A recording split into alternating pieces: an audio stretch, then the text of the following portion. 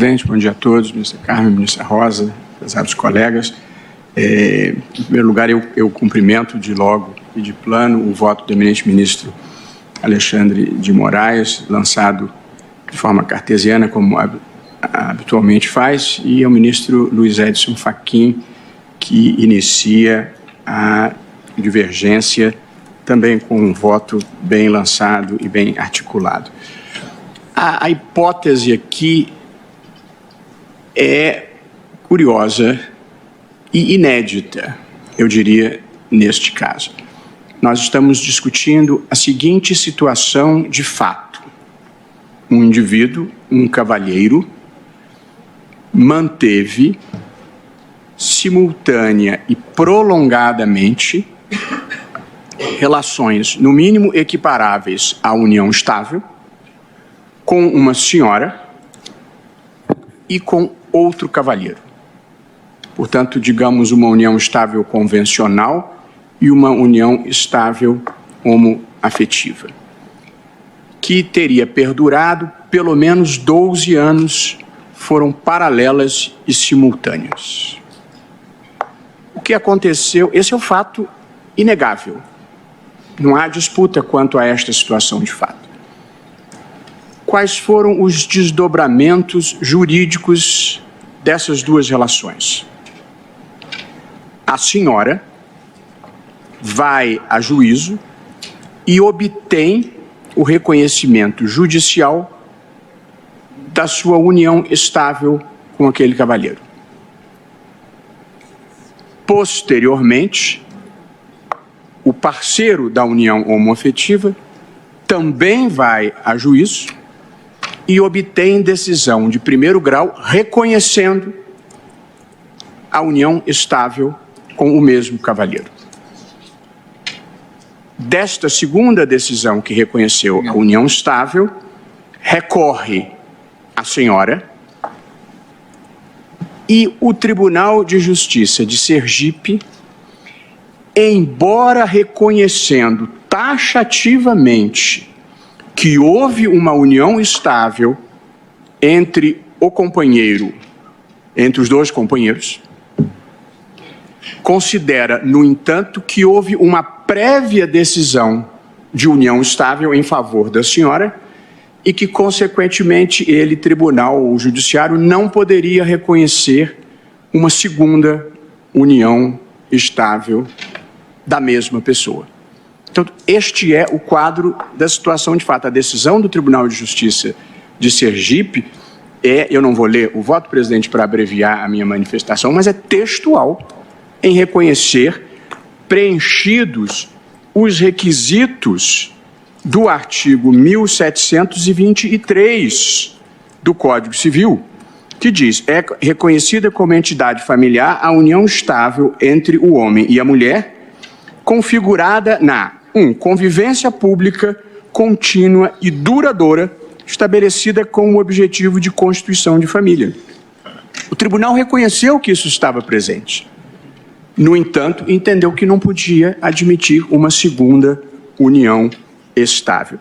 Essa é a questão inédita e não singela que está posta perante esse tribunal e que não tem, como observou o relator e o ministro Fachin, nenhuma relação com homoafetividade ou não homoafetividade. Não é isso que está em discussão, e sim a concomitância das uniões estáveis. De logo, o ministro Marco Aurélio até já antecipou esse ponto, esta hipótese não se confunde com a que já foi decidida por este tribunal no recurso extraordinário 397-762 de 98, da qual foi relator o ministro Marco Aurélio, e que teve um histórico voto vencido do eminente ministro Carlos Aires Brito, que eu tenho a honra de suceder aqui nesta cadeira, que era o caso que envolvia um cidadão que era casado, mas que teve uma relação por mais de 3 décadas com uma mulher. Poeta como é o ministro Carlos Aires, ele identificou que o cavalheiro se chamava Valdemar do Amor Divino e a senhora se chamava Joana da Paixão Luz. E ele construiu um voto criativo e original em torno desta singularidade dos nomes. Mas, naquela ocasião, prevaleceu a posição do ministro Marco Aurélio, vencida a do ministro Carlos Aires, de entender que, naquele caso, havia vedação expressa do Código Civil ao reconhecimento de uma união estável, porque o Código Civil, no artigo 1723, parágrafo 1º, diz o seguinte: a união estável não se constituirá se ocorrerem os impedimentos do artigo 1521. E dentre os impedimentos do artigo 1521 está o fato de a pessoa ser casada. Portanto, pela textualidade do Código Civil, quem é casado não pode manter união estável. O ministro Carlos Aires, no voto que não prevaleceu, declarava a inconstitucionalidade desta vedação. Portanto, naquele caso, diferentemente desse, havia um casamento prévio. Aqui não há o casamento prévio. Portanto, eu acho que não se aplica o precedente firmado pela primeira turma. E aqui, presidente, há um fato que eu considero talvez o mais relevante dessa discussão, que é o seguinte: não há nos autos nenhuma prova de qual das duas uniões estáveis era anterior. Nenhuma informação. Não é possível saber, pelos elementos que se tem, qual começou primeiro. E tudo sugere que tenham sido simultâneas por muitos anos, pelo menos por mais de uma década. Porque, no caso desta demanda que nós estamos julgando, foi comprovada uma convivência de 12 anos. Portanto, não há como estabelecer processualmente, se considerar isso relevante, qual começou primeiro. A única coisa que se sabe é que a mulher foi ao judiciário primeiro do que o companheiro, do que o homem. Mas eu não consideraria este o elemento decisivo. Se fosse para escolher uma, se eu achasse legítima a escolha de uma, era preciso escolher a anterior, a primeira. E isto não é possível determinar aqui. Não abala o meu convencimento, porque eu não acho que é preciso escolher uma delas, como vou dizer no desenvolvimento do meu voto. Mas considero que não se sabe qual começou primeiro. E, portanto, a escolha por uma ou outra, presidente, a meu ver, se afigura arbitrária. Como é que a Constituição tratou o direito de família e as relações afetivas e projetos de vida em comum que constituem entidades familiares? A Constituição de 1988, inovadoramente, e fiquei sabendo hoje da participação do presidente na construção desse caminho na legislação ordinária, a Constituição modificou o modelo de família que vigia no Brasil, em que a única modalidade de família legítima era a que se constituía pelo casamento, e previu expressamente duas novas possibilidades: a família monoparental, um homem, uma mulher e a sua prole, e a união estável, que a Constituição estabeleceu no 226, parágrafo 3º, que seria entre homem e mulher. Depois vem o Supremo Tribunal Federal e, numa decisão histórica e premiada pelas Nações Unidas, estende o conceito de união estável para as uniões homoafetivas. De modo que onde existia uma modalidade, família legítima pelo casamento, passaram a existir 4 entidades familiares: união estável convencional, união estável homoafetiva, família monoparental e a família pelo casamento, que não é proibido ser convencional. Essas as 4 modalidades estabelecidas. Veja que o artigo 226, parágrafo 3º, como recapitulou o ministro Toffoli relativamente ao Código Civil, o da Constituição, ele tinha uma pretensão de inclusão. Ele quis acabar com a discriminação que existia contra a mulher não casada, para dizer, a mulher não casada que vive em união estável também integra uma entidade familiar. Foi por esta razão, e esse foi o argumento desenvolvido aqui no caso das uniões homoafetivas, que não se interpretou a expressão homem e mulher como excludente das uniões homoafetivas, porque se interpretar dessa forma, nós teríamos transformado a norma inclusiva do artigo 226, parágrafo 3º, numa norma excludente, o que não foi a intenção do Constituinte. Portanto, o Constituinte brasileiro deu importância destacada às situações de fato. Ou seja, mesmo que não haja o ato jurídico ou o negócio jurídico casamento, existe uma situação de fato, união estável, que eu respeito. E depois estendemos isso, o Supremo, às uniões homoafetivas. Portanto, houve uma expansão do Constituinte e da vontade constitucional de abrigar entidade familiar como situação de fato, independentemente da trajetória jurídica percorrida.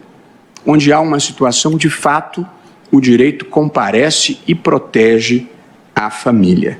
Portanto, presidente, eu não acho, com todas as vênias do eminente relator e da manifestação da doutora Cláudia Sampaio Marques, a cujos elogios me associo, Vossa Excelência verdadeiramente orgulha o Ministério Público e é uma honra para o Tribunal tê-la aqui e para nós da primeira turma em convivermos com Vossa Excelência, talvez não haja precedente, o nível de dedicação e conhecimento que Vossa Excelência tem dos processos, mesmo os mais miúdos que às vezes passariam despercebidos. É louvável mesmo e o elogio é genuíno e muito sincero. Mas eu não acho que esteja aqui em discussão uma questão envolvendo monogamia. Mesmo que se admita que a monogamia seja um princípio constitucional, isso não é importante para o meu raciocínio. É claro que na sociedade ocidental e na sociedade brasileira, a monogamia é um princípio moral indiscutível. Mas mesmo que se admita que ela seja um princípio constitucional, ela claramente vale para o casamento, para as situações jurídicas, a meu ver, que envolve casamento. Não existe regra análoga para as uniões estáveis. A Constituição diz que quem é casado não pode casar de novo. A legislação civil diz que quem é casado não pode casar de novo. E a legislação diz que quem é casado não pode entrar em união estável. Claramente diz. Você pode discutir ou não a constitucionalidade desse dispositivo, como fez o ministro Carlos Aires, mas não prevaleceu. Agora, nenhuma lei diz que você, vivendo em união estável, não possa ter outra união estável. Portanto, eu não vejo regra expressa sobre essa matéria.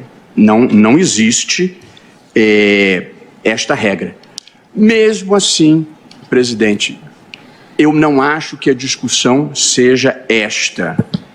Não está em discussão aqui se um indivíduo pode ou não ter simultaneamente duas uniões estáveis. Nós não estamos com um processo em que alguém pretenda conviver em união estável com alguém já tendo uma outra união estável. Não é isso que nós estamos discutindo aqui.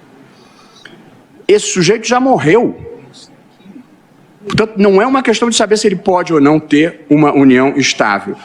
O que nós estamos aqui discutindo é como alocar a pensão previdenciária entre duas pessoas que inegavelmente, reconhecidamente, conviveram em comunhão afetiva e patrimonial com esse homem que já morreu. Portanto, nós não estamos discutindo se eles podem entabular uma segunda. Nós estamos discutindo os direitos previdenciários, não estamos nem falando de questões de família, de duas pessoas que reconhecidamente conviveram conjugalmente com este homem. Portanto, quais os efeitos jurídicos que nós vamos atribuir a situações de fato que efetivamente existiram? Portanto, eu respeito todas as opiniões que as pessoas têm sobre o casamento, sobre a família, porém, nós não estamos diante de opiniões nem escolhas filosóficas aqui, nós estamos diante de uma situação de fato. E as pessoas têm direito à própria opinião, mas não têm direito aos próprios fatos. Portanto, não importa o que cada um ache desse indivíduo ter convivido em união estável com duas pessoas. O fato existiu e nós precisamos dar alguma consequência jurídica a ele. E aqui, portanto, presidente, eu chego à conclusão do meu voto para dizer, não está em questão aqui nem a questão da monogamia, nem a questão da legitimidade de duas uniões estáveis simultâneas. O que se tem são duas pessoas carentes, hipossuficientes, disputando a divisão de uma pensão previdenciária. Não é uma questão de família propriamente e em rigor. É uma questão de predominantemente previdenciária. Aliás, eu cumprimento todas as sustentações que foram proferidas da tribuna e pelo Ministério Público, e aqui nesse particular eu estou acolhendo o argumento que foi apresentado, uma bela sustentação pelo doutor Diego Monteiro Quirulli, de que esta é uma questão, e acolhida também pelo ministro Luiz Edson Fachin, essa é uma questão previdenciária. Eu não estou me manifestando aqui sobre a legitimidade ou não de duas uniões estáveis simultâneas. E só não estou me manifestando porque acho que não precisa. Tenho opinião clara sobre isso. Portanto, presidente, o que se sabe é que houve a convivência paralela e concomitante das duas relações. Sequer se sabe qual foi a que ocorreu primeiro, e nesse quadro fático não consigo imaginar nenhuma solução que não a bíblica solução salomônica de se dividir, e aqui é possível dividir, a pensão entre as duas pessoas que prolongadamente, concomitantemente, paralelamente, conviveram com este cavalheiro que foi a óbito. Portanto, presidente, eu estou propondo a seguinte tese de julgamento, a mais minimalista possível, porque acho que ela talvez possa ser um caminho do meio.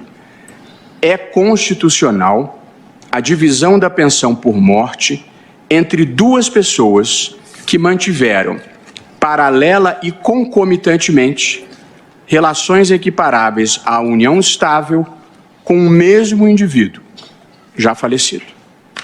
Eu botei equiparáveis às uniões estáveis para não obrigar os colegas que pensem diferentemente a ter que admitir que haja união estável ou que haja a possibilidade de duas uniões estáveis. Mas equiparável porque ninguém discute que eles conviveram simultaneamente por mais de uma década. Por essa razão, presidente, pedindo todas as vênias ao ministro Alexandre de Moraes, cujo ponto de vista eu entendo e respeito, eu estou aqui aderindo, penso que integralmente, à posição iniciada pela divergência do ministro Luiz Edson Fachin, para considerar que esta é uma questão previdenciária, para determinar a divisão entre os dois da pensão por morte, e, consequentemente, eu estou dando provimento ao recurso extraordinário, presidente, é como voto.